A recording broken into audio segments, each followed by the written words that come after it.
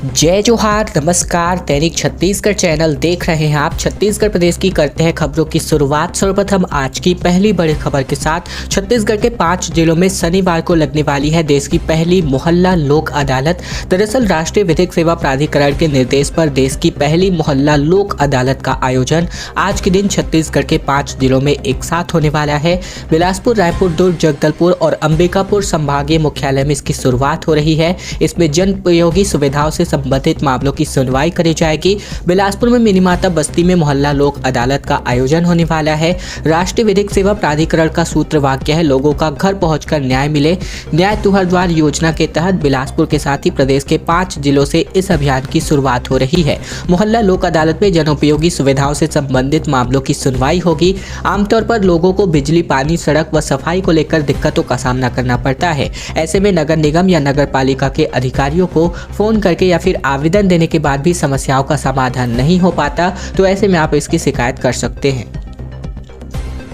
कोरबा शहर से बस 2.5 किलोमीटर दूर है हाथियों का झुंड। आसपास के गांवों में देखने आ रहे हैं लोग। वन विभाग और पुलिस की टीम भी है मौजूद। कोरबा जिले में दर्जन भर से अधिक हाथियों का दल शहर के नजदीक पहुंच चुका है। शहरी क्षेत्र से तकरीबन 2.5 किलोमीटर दूर हाथियों का झुंड ग्राम सोनपुरी के जंगल में विचरण कर रहा है। हरदी बाजार के ग्राम रेंकी से निकल कर के हाथी बीती रात को यहाँ पहुंच चुका है, जिससे ग्रामीणों के साथ ही वन विभाग में हड़कंप की स्थिति है। हाथियों के कारण कोई जनहानि न हो, इस बात का पूरा ध्यान रखा जा रहा है। कोरबा में 13 हाथियों का दल शहरी क्षेत्र की ओर रुख करने लगा है। वहीं हल्दी बाजार के ग्राम रेंकी से निकल करके हाथियों का दल कोरबा वन परिक्षेत्र के ग्राम सोनपुरी से सटे हसदेव नदी के किनारे इलाके में पहुंच चुका है। वहीं हाथियों के दल में बेबी एलिफेंट भी शामिल है। तकरीबन 6 शावकों के जो यहाँ पर जो बेबी एलिफेंट है, ये शावक दल में शामिल होने के कारण हाथियों के आसपास जाना खतरनाक माना जा रहा है।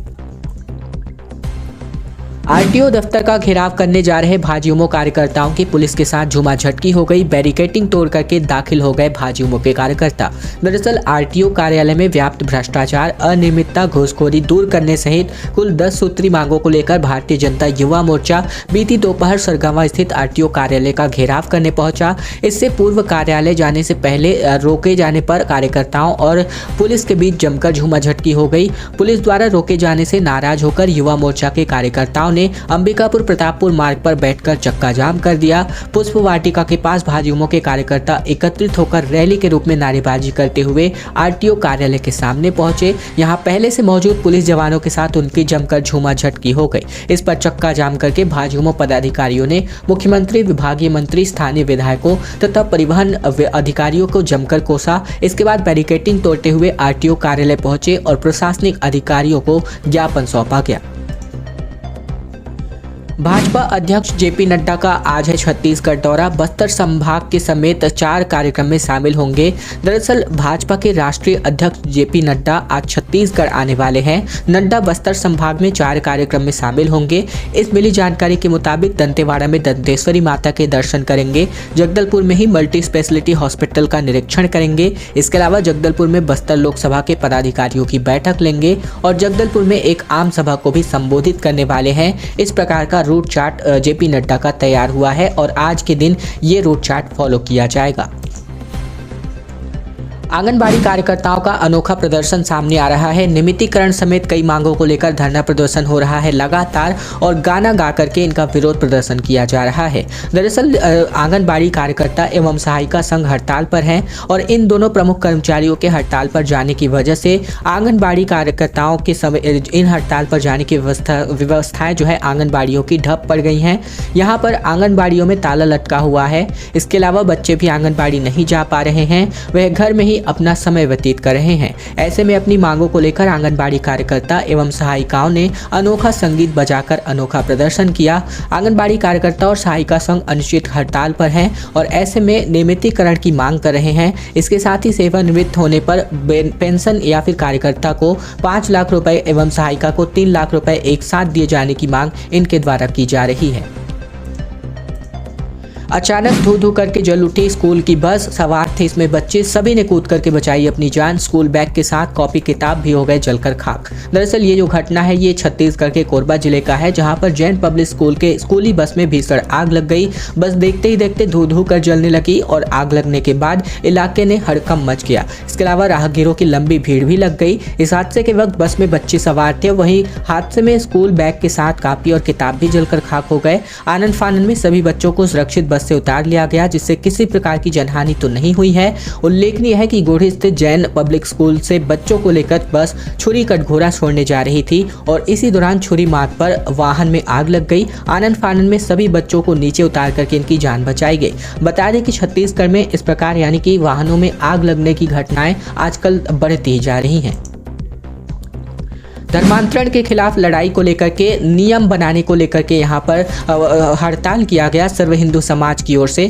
दरअसल सभी सनातनियों द्वारा बिलासपुर में छत्तीसगढ़ समेत पूरे भारत में धर्मांतरण के खिलाफ एक दिवसीय धरना प्रदर्शन आयोजित किया गया। धरना प्रदर्शन में सभी लोगों ने एक स्वर में प्रदेश और देश में बढ़ रहे धर्मांतरण के खिलाफ विरोध प्रदर्शन कर धर्मांतरण रोकने की मांग की। इस दौरान भाजपा के प्रमुख वक्ता छत्तीसगढ़ प्रदेश मंत्री प्रबल प्रताप सिंह जूदेव ने सभी को संबोधन करते हुए एक हिंदू बनाना मंदिर बनाने से ज्यादा पूर्ण कर्म है इस बात की जानकारी दी, क्योंकि हिंदू एक मंदिर बना सकता है पर मंदिर हिंदू नहीं बना सकता। साथ ही निदान संस्था अध्यक्ष एवं भाजपा नेत्री डॉक्टर सुषमा सिंह ने कहा कि कांग्रेस शासन धर्मांतरण के विरुद्ध कोई सुनिश्चित नियम नहीं बनाएगी तो ये लड़ाई सड़क से लेकर संसद तक पहुंचाएंगे। इस दौरान सभी ने बारी बारी से अपना संबोधन दिया।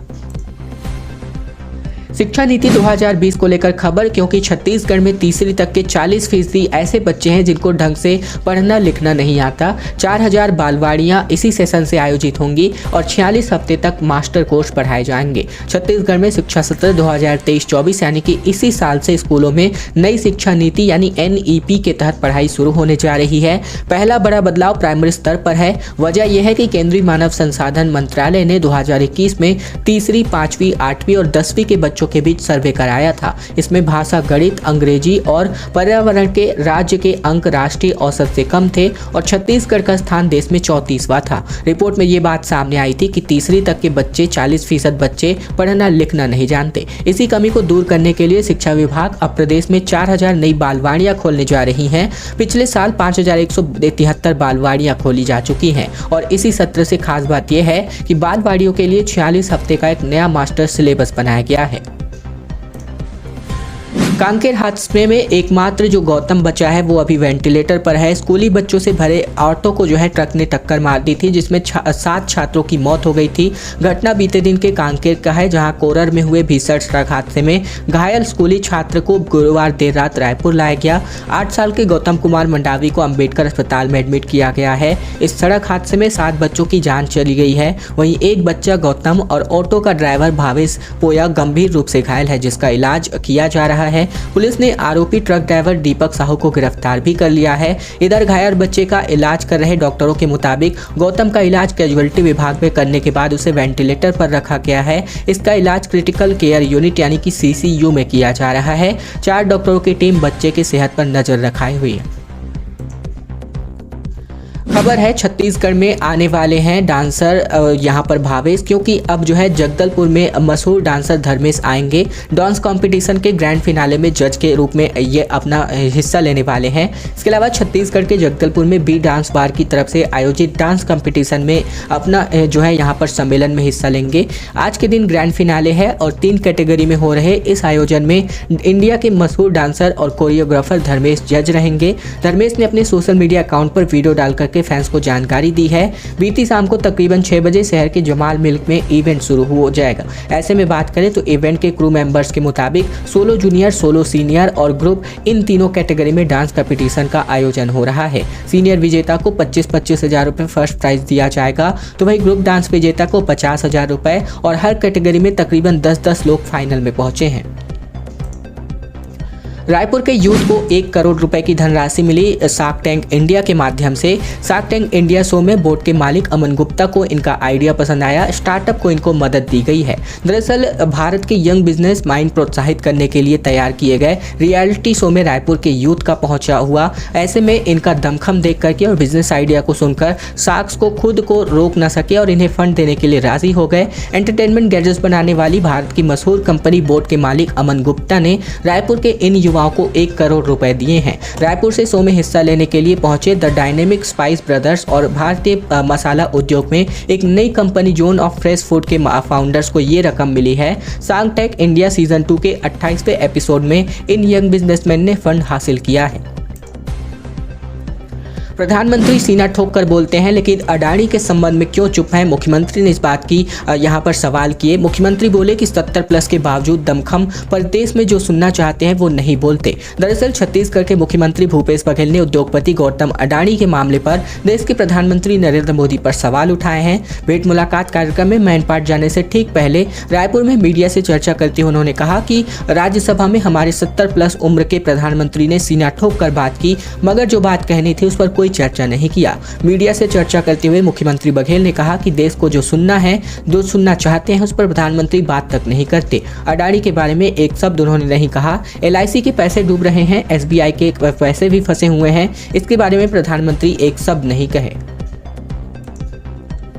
राजभवन को भेजी गई नोटिस पर हाईकोर्ट ने स्टे लगा दिया है। आरक्षण विधेयक में हस्ताक्षर नहीं करने पर कोर्ट ने भेजा था नोटिस। 24 फरवरी को होगी अगली सुनवाई। छत्तीसगढ़ में आरक्षण को लेकर राज्यपाल सचिवालय को दी गई नोटिस पर हाईकोर्ट ने स्टे लगा दिया है। राज्य शासन की याचिका पर राजभवन को नोटिस जारी होने के बाद असंवैधानिकता पर अब सवाल उठाया गया है। प्रारंभिक सुनवाई के बाद हाईकोर्ट ने अंतरिम तौर पर स्थगन दे दिया है। अब इस केस की सुनवाई 24 फरवरी को होने वाली है। आरक्षण विधेयक बिल को राजभवन में रोकने को लेकर राज्य शासन ने हाई कोर्ट में याचिका दायर की है। इसमें कहा गया है कि विधानसभा में विधेयक पारित होने के बाद राज्यपाल सिर्फ सहमति या असहमति दे सकते हैं, लेकिन बिना किसी वजह के बिल को इस प्रकार से लंबे समय तक रोका नहीं जा सकता। उन्होंने कहा कि राज्यपाल ने अपने संवैधानिक अधिकारों का दुरुपयोग कर रही है।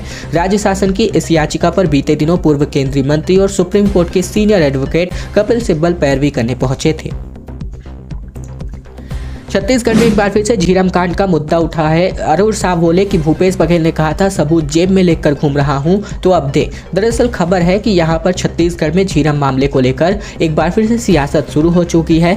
भाजपा के प्रदेश अध्यक्ष अरुण साहब ने कहा कि चुनाव से पहले भूपेश बघेल कह रहे थे कि मैं झीरम कांड का सबूत जेब में लेकर घूम रहा हूँ, जब सरकार बनेगी तो सबूत दिखाऊंगा। तो अब वे मुख्यमंत्री हैं, जेब से सबूत निकाल कर दिखाएं। इधर जब अरुण साहब से पूछा गया कि कांग्रेस ने पूर्व मुख्यमंत्री डॉक्टर रमन सिंह का झीरम मामले में नार्को टेस्ट करवाने की बात कही है, तो वे बचते नजर आए। उन्होंने इस मामले पर चुप्पी भी साध ली है। इसके अलावा 11 फरवरी को भाजपा के राष्ट्रीय अध्यक्ष JP नड्डा आने वाले हैं बस्तर, और इससे पहले भाजपा तैयारियों में जुटी हुई थी। प्रदेश अध्यक्ष अरुण साहब को लेकर के बीजेपी के कई दिग्गज नेता जगदलपुर में डेरा जमाए हुए हैं। खैर दोस्तों, अब आज की खबरों का सिलसिला बस यही तक का था। अगर आपको यह वीडियो पसंद आए तो वीडियो को लाइक करना मत भूलेगा। चैनल पर नए हैं तो चैनल को सब्सक्राइब कर लीजिएगा, ताकि प्रतिदिन की महत्वपूर्ण खबरें, छत्तीसगढ़ के समाचार बिना रुकावट रोजाना हम आप तक पहुंचा सके। तो दोस्तों, चैनल को जरूर सब्सक्राइब कीजिएगा।